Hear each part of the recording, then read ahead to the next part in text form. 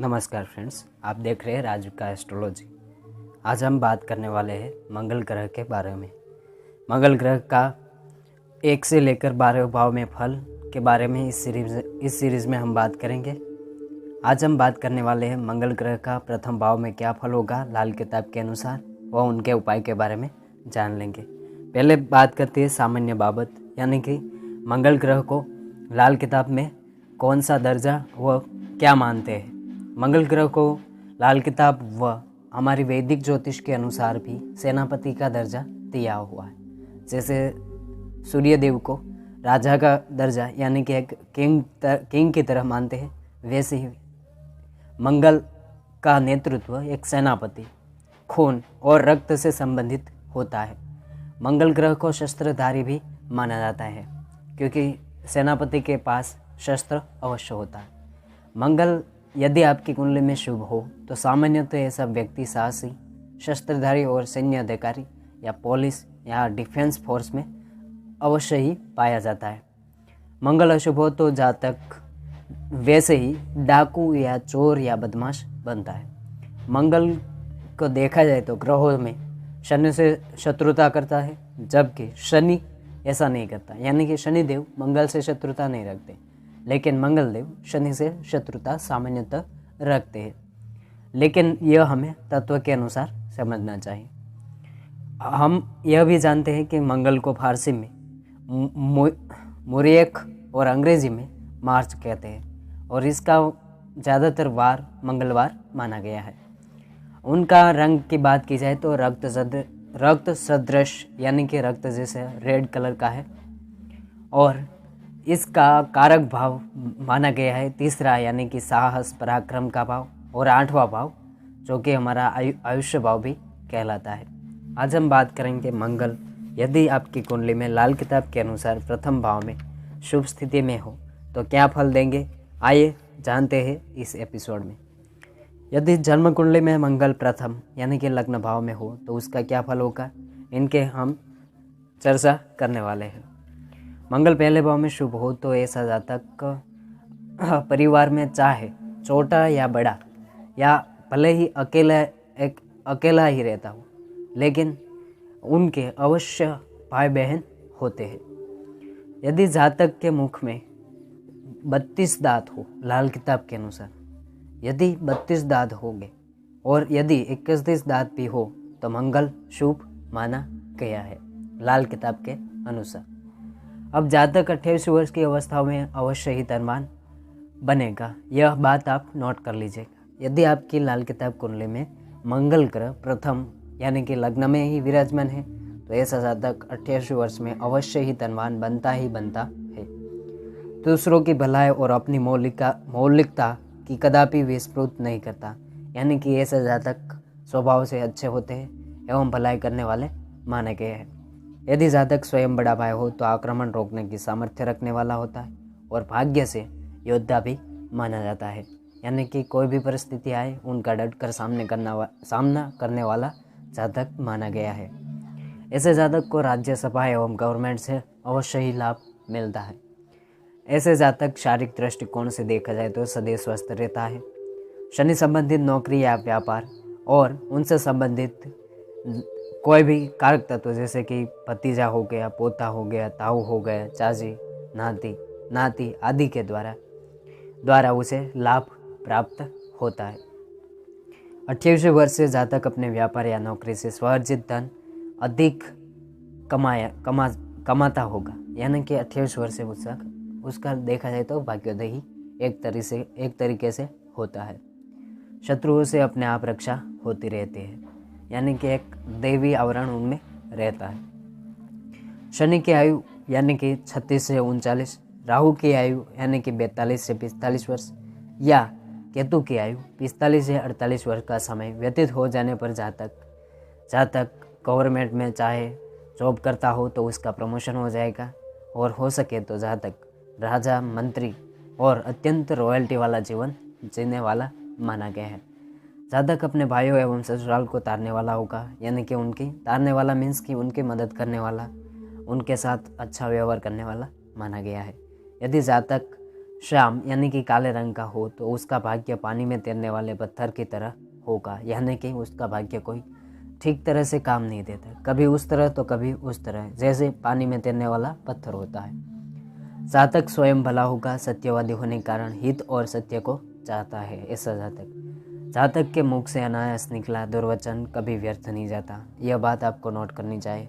अतः मंगल जिस भी जातक की कुंडली में प्रथम भाव में है वह अवश्य ही इस बात का ध्यान रखे कि कभी भी दुर्वचन या दूसरों की अवहेलना ना करे। ऐसा जातक को मंगल अवश्य ही दीर्घायु बनाता है। एवं जातक के हो सके तो उनकी बहन नहीं होगी, लेकिन उनका भाई अवश्य होता है। यदि होगी तो उत्तम भाग्य से युक्त होगी। और जिन भाई कभी धनी तो कभी निर्धन होंगे, यानी कि उनके भाइयों की हालत ऐसी रहती। यह तभी होगा जब दूसरा और तीसरा भाव रिक्त हो, यानी कि दूसरा और तीसरा भाव रिक्त होने पर प्रथम खाने में या मंगल प्रथम भाव में होने के कारण उनके भाइयों की ऐसी हालत हो सकती है। लेकिन यह कंडीशन तब लागू होगी जब दूसरे और तीसरा भाव खाली हो। दूसरे भाव में चंद्र व 12वें भाव में सूर्य हो तो जातक की, आप नोट कर लीजिए, 13, 14, 15, 28वें वर्ष की अवस्था में माता पिता को कष्ट या उनको मृत्यु तुल्य कष्ट का सामना करना पड़ता है। अतः उनका उपाय आपको अवश्य ही करवाना है। दूसरे भाव में सूर्य व 12वें भाव में चंद्र हो तो जातक निर्धन होता है। यह भी एक दुर्योग माना गया है। यदि 7वें भाव में गुरु या सूर्य पहले या 7वें भाव में हो या चंद्र बुध शनि के साथ हो तो ऐसे जातक को कहा गया है कि भाग्य साथ नहीं देगा और हो सके उतना उसके साथ जो भी घटना घटित होती वह अच्छी नहीं रहती। यदि जातक साधुओं की संगति करता है तो भाइयों को कष्ट या हानि होती है। अतः हो सके तो यदि आपका मंगल शुभ हो तभी उसकी संगति करें, वरना साधुओं की संगति जान पहचान कर करना उचित नहीं रहेगा। भलाई छोड़ देने पर जातक को कलंक के कारण अपयश का भागी होना पड़ता है। अब बात करेंगे कि तीसरे, 7वां व 9वां भाव रिक्त हो, यानी कि यह खाना खाली हो तो जातक के 2 भाई अवश्य होते और उनकी हालत कभी शाह और मंगल जैसी होती, यानी कि कभी अच्छी तो कभी बुरी रहती है। अब बात करेंगे अशुभ स्थिति में क्या क्या उनके साथ होगा। यदि मंगल आपके खंड नंबर 1 या कहे मंगल पहले भाव में हो और अशुभ स्थिति में हो तो क्या होगा। तो ऐसा जातक मनहूस माना गया है, लेकिन ऐसा होता नहीं क्योंकि इसे सुधारा भी जाता है। इसके लिए उपाय हम बाद में कहेंगे लास्ट में। चूल्हे में आग नहीं होती और चाय पार में बान व अधवान नहीं होती, यानी कि ऐसे जातक टोटली दुर्भाग्यपूर्ण माना गया है। कहने का तात्पर्य यह है कि ऐसा जातक अत्यंत दुर्भाग्यशाली माना गया है। बुराई व बुरे कार्यों से जातक जितना दूर होता है उतना अपनी स्थिति मजबूत करता है। यानी कि यदि आपकी कुंडली में अशुभ मंगल बैठा है प्रथम खाने में तो आपको हो सके उतना नेक कार्य में साथ देना होगा, हो सके उतना बुरे कार्यों से बचाव कीजिए, तभी आपको यह मंगल शुभ फल देने लगा। यदि बुराई व बुरे कार्यों में रत रहता है तो जातक के रक्त का मूल्य जल से भी कम हो जाता है, यानी कि उसका कोई रक्त का कोई यानी कि लहू का कोई मूल्य नहीं रहता। या हो सकता है कि उसकी भी कोई समाज में कोई मान प्रतिष्ठा नहीं रहती। यदि जातक मुफ्त माल या वस्तुएं पाने को तत्पर रहता हो तो समझ ले कि वो आवारा हो और दर दर भटकेगा, यानी कि मुफ्त वाली प्रवृत्ति को आपको लगाम रखना चाहिए और कोई ना कोई कर्म करते रहकर अपना जीवन का गुजारा करना अवश्य माना गया है। और इनके लिए हम सटीक उपाय भी देंगे आपको लास्ट में। मंगल जब अशुभ होता है तो 40 से 43 दिनों के भीतर राजा या प्रजा पर अपना कुप्रभाव पड़ता है, क्योंकि मंगल अपनी कोई भी राशि में 45 दिन तक रहता है। यानी कि जैसे सूर्यदेव 30 दिनों तक कोई एक राशि में रहते और दूसरी राशि में चले जाते हैं, वैसे मंगल का अशुभ प्रभाव 40 और 43 दिनों के भीतर रहता है। परिवार में अशुभ ही अशुभ होता है। जब भी मंगल हो तभी 40 से 43 दिन अवश्य ही बुरे गुजरते होंगे। भाई व संबंधी कृतज्ञ हो जाते हैं, अर्थात किए गए एहसान को भी नहीं मानते। यानी कि ऐसा जातक ने दूसरों की मदद की हो और उसका खुद का समय खराब आने पर दूसरे उसका कोई भी मूल्य या उनका कोई भी मदद नहीं करे। ऐसे जातकों में सामान्य तौर पे बुराई करने की आदत होगी। भाई ससुराल और जातक निसंतान होते हैं, यानी कि ऐसी स्थिति में आ जाता है, तभी आपको यह उपाय करना चाहिए। यहाँ तक अपनी और भाई का भाग्य सोया ही रहेगा, चाहे जितना परिश्रम और प्रयास कर ले। इसके लिए हम उपाय देंगे। अब उपाय के बारे में आप उपाय नोट कर लिए कि ससुराल का हो सके उतना ससुराल का कुत्ता ना पाले, वरना भाई को रोग या कष्ट होगा। यानी कि लाल किताब का यह कहना है कि हो सके उतना ससुराल से कोई मदद ना मांगे और हो सके उतना कुत्ता ना पालना है। यानी कि आपने कोई कुत्ता पाल रखा है तो उसे पालना नहीं है। आप दूसरे कुत्ते को खिला सकते हैं, लेकिन अपना पालतू कुत्ता न मत रखिए। फकीर या साधुओं का साथ परिवार के लिए शुभ नहीं होगा, अतः ऐसे साधक को हो सके उतना फकीर या कोई साधु की संगति हो तो उसे छोड़ देनी चाहिए। जब कुंडली का तीसरा, सातवां, 9वां और 11वां भाव रिक्त हो, यानी कि टोटली खाली हो, तो उपयुक्त दोनों स्थिति 19-40 वर्ष की अवस्था के बाद नहीं होगी। यानी कि यह भाव रिक्त होने पर जातक को शुभ फल देंगे। कुंडली के 7वें भाव में सूर्य, चंद्र या गुरु हो तथा 7 में बुध हो तो ऐसे जातक स्वयं वीर होता है, लेकिन ऐसे जातक को पराय मौत को क्रय करके बर्बाद हो जाता है। यानी कि उसके ऊपर दूसरे झूठे आरोपे लगने के कारण उसे जेल भी जाना पड़ सकता है। अतः हो सके उतना यह उपाय करना चाहिए। 28 वर्ष तक माता पिता को कष्ट रहता है एवं संघर्ष एवं बर्बादी देखनी पड़ती है। ऐसे जातक को उपाय के तौर पे मुफ्त का माल या वस्तु पाने का कभी प्रयास नहीं करना चाहिए। यदि करेंगे तो समझ ले कि दूध में विष ग्रहण कर रहे हैं। यानी कि आप मुफ्त का माल यानी कि दूध तो पी रहे हैं, लेकिन उसके साथ साथ विष भी आपके पेट में जा रहा है। शरीर में रक्त पानी बन जाएगा, यानी कि रक्त की कोई वैल्यू नहीं रहती। अतः हो सके उतना अपने खुद के परिश्रम से ही कमाना चाहिए। प्रतीकात्मक रूप में यही भाव है कि जातक को आलसी नहीं बनना है, हो सके उतनी मेहनत करे ताकि वह निर्धन ना हो और दुख कम से कम आए।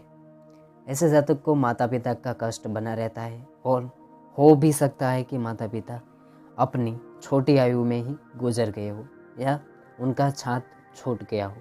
ऐसा तब होता है जब मंगल के दाएं एवं बाएं सूर्य व चंद्र होते, यानी कि दाएं बाजू सूर्य और बाएं बाजू चंद्र हो तो यह युति बनती है।